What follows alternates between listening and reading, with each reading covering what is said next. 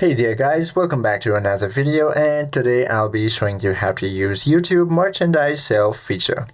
To use the YouTube merchandise shelf in 2026, you must first connect supported store like Fourth Wall, Shopify or Spring to your YouTube channel through the On tab in your YouTube Studio application, which is located on the bottom right. Now, once you do so, all you have to do is your products will appear on a store tab on your channel page and as a scrolling shelf below your videos. First of all, you have to be eligible for this specific feature. Now, the eligible requirements are you need to have at least 500 subscribers or be an official artist channel.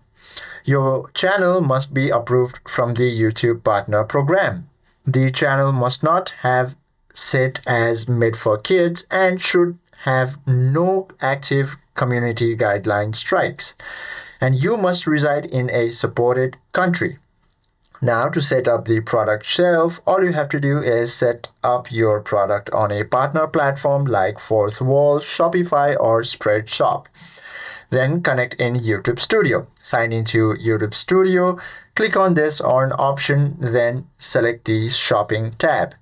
However, it is not shown in mine because it is not available in my area, but it should be in yours. Now, once you click Connect Store and select your platform, follow the on-screen prompts to log into your store and give Google permission to sync your products. It usually takes about 24 to 72 hours for Google to review and approve your products. And once your products are approved, you should be able to use YouTube merchandise shelf feature as of 2026. I hope this video helps you out a lot. If you have any questions or queries, please do comment down below.